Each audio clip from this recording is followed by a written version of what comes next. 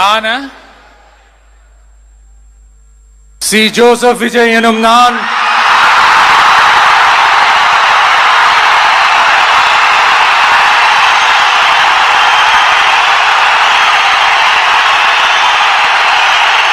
சட்டப்படி அமைக்கப்பெற்ற இந்திய அரசியல் அமைப்பின்பால் உண்மையான நம்பிக்கையும் மாறா பற்றும் கொண்டிருப்பேன் என்றும் இந்திய நாட்டின் ஒப்பில்லாத